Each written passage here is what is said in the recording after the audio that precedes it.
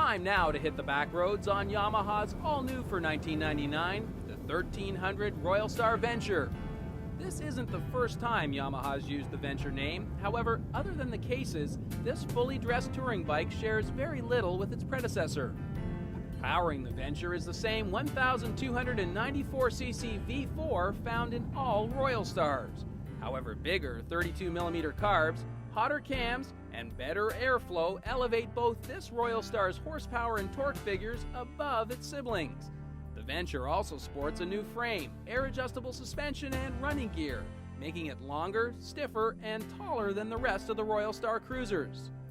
Under the heading bells and whistles, behind the fork-mounted fairing you'll find a cruise control, AM/FM tape deck stereo with dual speakers. The passenger speakers are mounted to the sides of the backrest. There's also an accessory power outlet and intercom. CB radio and CD changer are optional. Recently, on an off-season tour of southern Georgia, we asked Larry Tate and Colin Fraser, two veteran journalists with Inside Motorcycles, to sample this Royal Star, and here's what they had to say after venturing out with this Venture.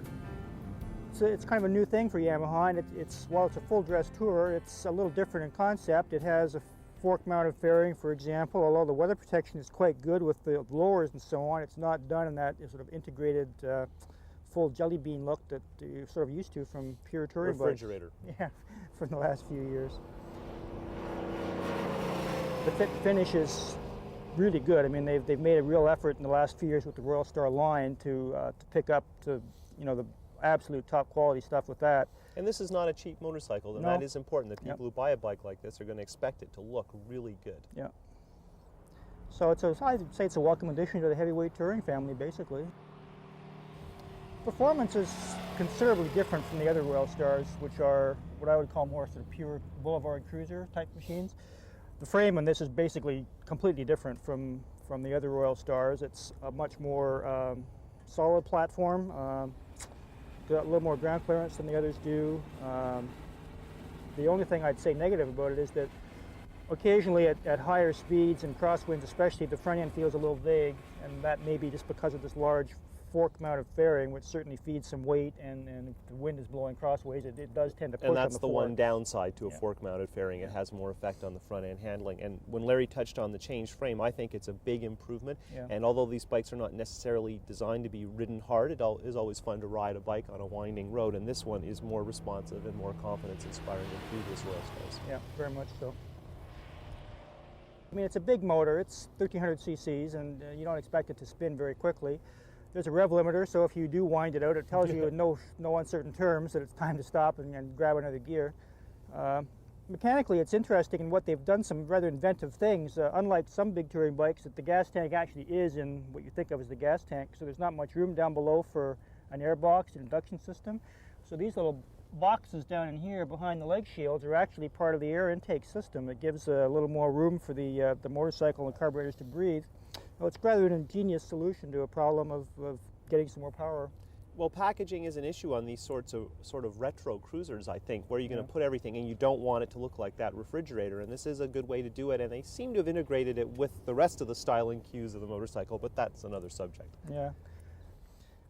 The 50s American classic car meets Captain Nemo from 20,000 Leagues Under the Sea. It's good to see the guy who styled the VMAX still has a place at Yamaha and gets to trot his drawing board out every once in a while. Yeah, a lot of it's pretty radical stuff, and it's neat, this sort of purple Bakelite dashboard here, and the dash is really cool, very 50s Oldsmobile.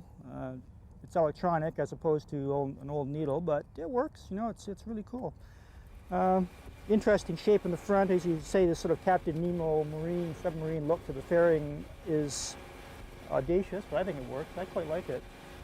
In terms of practicality of the bike as a touring machine, in spite of, it's talking about power cruiser and looks being an important part of it, if you're going to be touring, you have to have room to sit, which we've touched on already, and you have to have room for luggage and whatnot, and they've done a nice job with this. As you can see, it's kind of overhung by the top box and this grab rail thing here, but they've got these cute little one-touch locks. You just push that and the thing pops right open. And there's enough clearance, which is the big trick. That's right. Clearance is the hard part.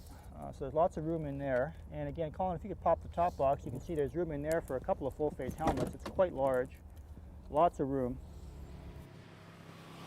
The one thing it it doesn't have, and it should have as far as I'm concerned, is liners for the saddlebags, because when you get to wherever you're going, you have to take your luggage into the hotel, and you can't take the whole bike into the room with you, so you have to get your stuff out of there somehow. And a lot of these sort of saddlebags are about the size of a gym bag, and Yeah. these ones are a little bit bigger and longer, Yeah. and that's nice, but your gym bags aren't going to fit in Different there. shape, that's right, yeah. Somebody's going to make some money making liners for these. For me, the upshifts would be the looks, which I think they've gone their own way with it, and it's pretty successful. It's quite nice, and I think they'll sell a lot of bikes just because it is a little bit different, as Colin was saying.